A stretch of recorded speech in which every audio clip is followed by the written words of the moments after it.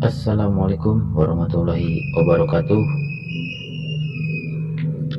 Di depan saya sudah ada sebuah SMPS,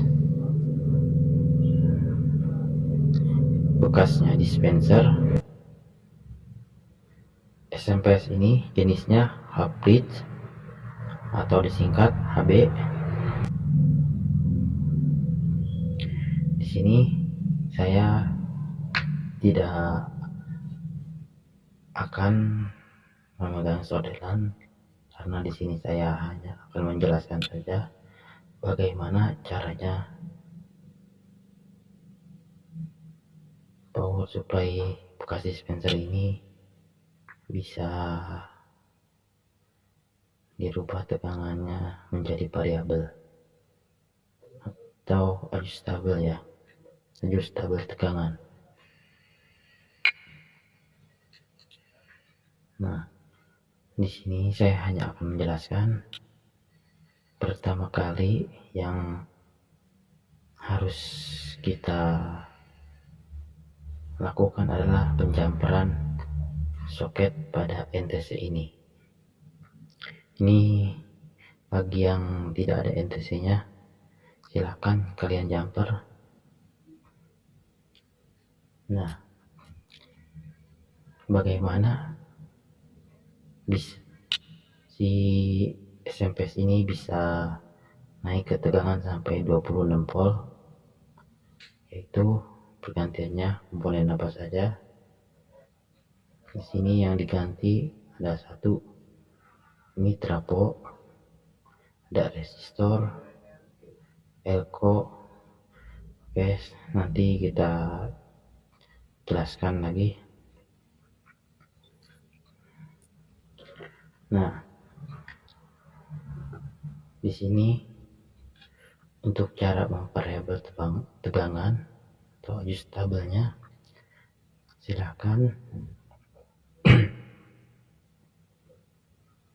kalian buka atau copot resistor dari pin nomor 1, dari pin nomor 1 ini ya, pin 1 nomor IC PWM, resistor yang berukuran 5K1 kalian copot, yaitu dengan melakukan pemasangan potensio dari jalur kaki 1 ke ground. Caranya seperti ini ya, untuk penggabungan potensionya. Ini saya menggunakan potensio tune kaki atas digabungkan, dan yang satu ini bebas ya, yang satu mau ke ground atau langsung yang satu ke IC, bebas.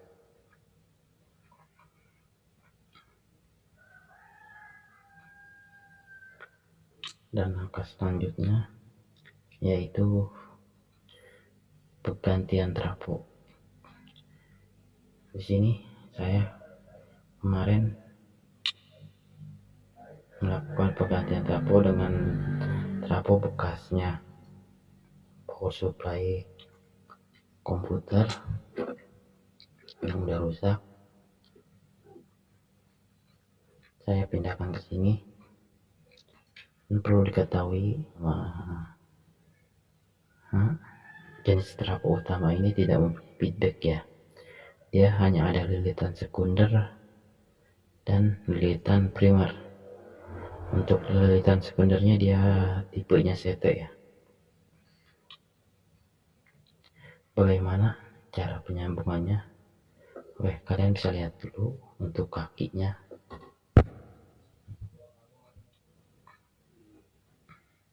Nah, ini ada kaki 2 di ujung. Itu untuk kaki 2 ini untuk lilitan primer. Kalian bisa sambungkan ke kaki satunya ke elko yang besar ini ya, elko tegangan tinggi bagian plus, dan yang satunya lagi ke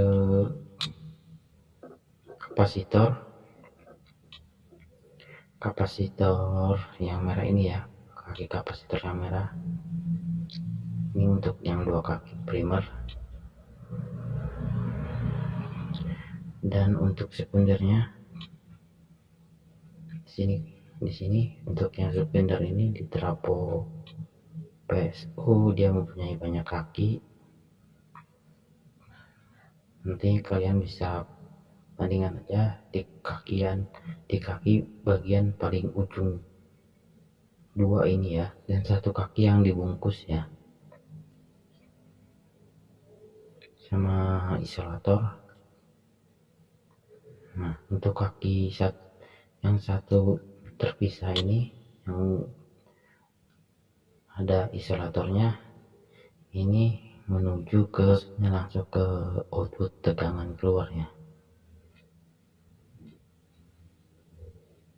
Untuk kaki yang 2 ini yang bagian ujungnya ini satu di kaki sebelah kiri dioda yang besar ini, dan yang satunya di kaki bagian kanan dioda.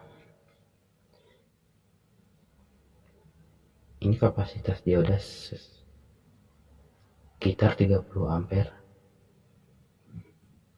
Nah, untuk langkah selanjutnya kalian bisa ganti juga elko yang 2 ini yang 200 volt dengan menggunakan bekasnya PSU itu. Ini ukurannya saya menggunakan 330 mikro. Terus untuk 4 buah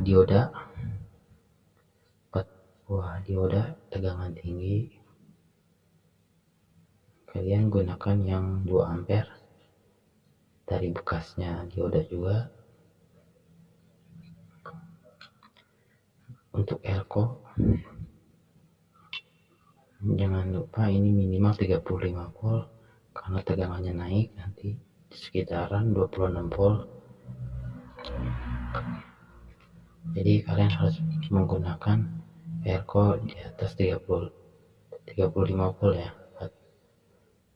Untuk mikro bebas, semakin besar semakin bagus. Dan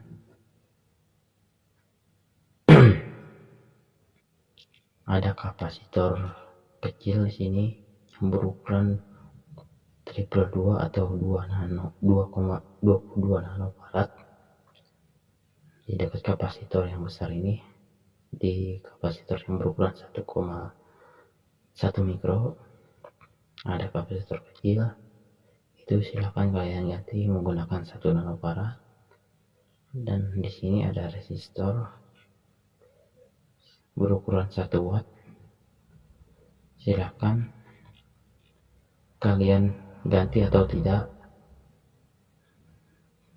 Di sini saya menggunakan ukuran 1/2 watt yang di paralel ya, dengan nilai 22 ohm di paralel, jadi menjadi 11 ohm dan daya naik 1 watt.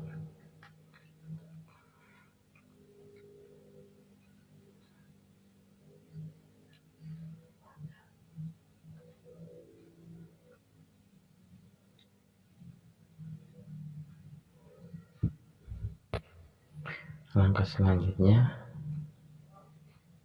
dioda yang kecil ini yang dekat trafo, silakan kalian ganti menggunakan dioda ukuran 3 ampere.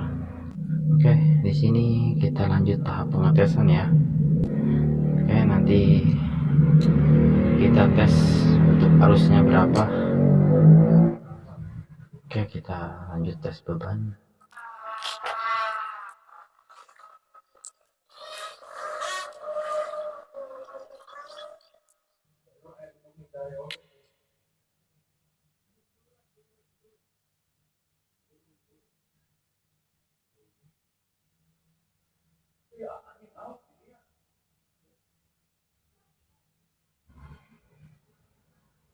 sebelum barat.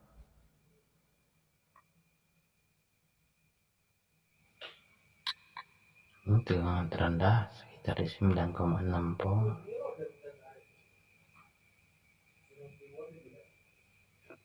Untuk tegangan tertinggi sekitar 27,5. Karena di sini harus menggunakan transistor yang bagus ya, karena saya udah panas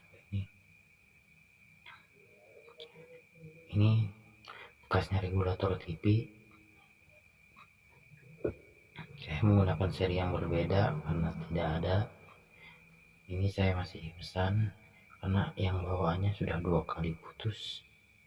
Dia tidak kuat kalau di beban yang besar. Kalau bisa kalian ganti juga untuk 2 buah transistor ini menggunakan seri 13009 dengan bodi yang besar. Tapi harus kalian cari yang bagus ya, yang ori, biar dia kuat saat dapat beban besar, tidak langsung short. Karena transistor bawaannya saat digunakan dengan beban berat dia langsung short. Oke, itu saja. Semoga kalian bisa paham dengan apa yang saya jelaskan. Karena di sini saya juga masih dalam tahap belajar. Mohon maaf bila ada salah-salah pengucapan atau salah-salah dalam memberi penjelasan. Assalamualaikum warahmatullahi wabarakatuh.